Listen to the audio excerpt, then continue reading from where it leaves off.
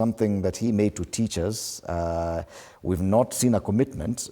Even the kind of figures we are seeing on the front page of the Daily Nation, we are yet to see head teachers confirming that they have actually received all the capitation for the first 2 terms of this year.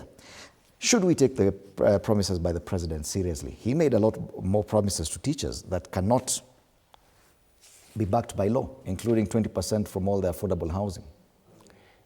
Yeah, you know, Fred, if you ask, is education sustainable in Kenya? What else should be sustainable if not education? Who are we if you are not educated? Do you know that as soon as you are born, you begin to learn? Do you know, Fred, if you are born and you don't learn to cry, you cannot be a baby. Go to the nurses' hospital. They even beat up the baby. They do everything so that they make that cry that welcome to the world. You have to learn to breathe because you are not breathing through your nose in your mother's womb. Mm-hmm. So learning is so essential. It's not even that is supposed to be taken as a privilege. It is something basic. It is something that is actually a must for everybody. But what is happening in the country, Fred? You know, sometimes when we look at them like just something that is passing, we don't get a point. William Ruto says that he's the most educated president, and he has education in higher learning up to university PhD. There is somebody here we need to appreciate today, and that is former President Daniel Arap Moi.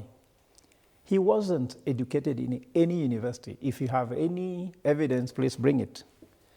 But look at what he did in the education sector. Look at how many universities he opened.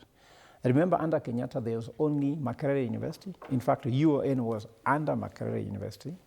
How they did this transition and brought UON Air, and now we are having over 73 universities in Kenya and counting. That is revolutionary. Ruto claims to have been given the best education. He has a PhD. He said he is the most educated president in the history. He said he's the youngest. He said he's the brightest. Actually, he said he's better than everybody else combined, right? But we can't see these things in reality. How much money are you putting in capitation, in education, if you believe that education has taken you to State House? How many children might not go to State House if education took you there, if you don't care about education? I'm an academic, and I usually tell people that education is like air that must be breathed. So where are we taking money? Okay. And where should we take money? Where are the priorities? And when you go back now to the promises that the president was making in State House, is there anybody who is still taking these promises from him? And what basis are you using to take this? Fred, as a young boy, growing up in Siaya, I used to believe that visits to State House should be a life-changing experience.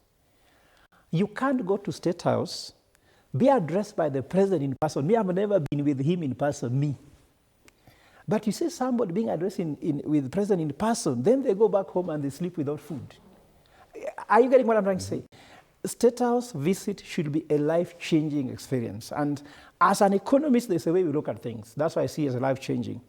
But the botanist doesn't see it this way. I believe that State House should not be, everybody should go to State House, get false promises, and you cannot get false promises inside State House, because this is actually the epitome of power in Kenya. It should be where all the truth should be said. If you can't say the truth in State House, where else can't you? But even some of this truth has to be backed by legal processes, including the budget-making process.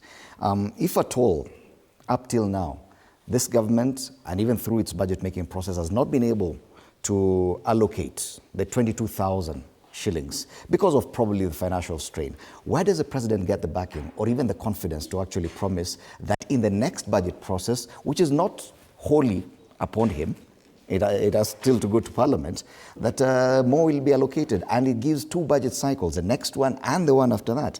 Should we really take the president seriously in some of these pronouncements that he makes?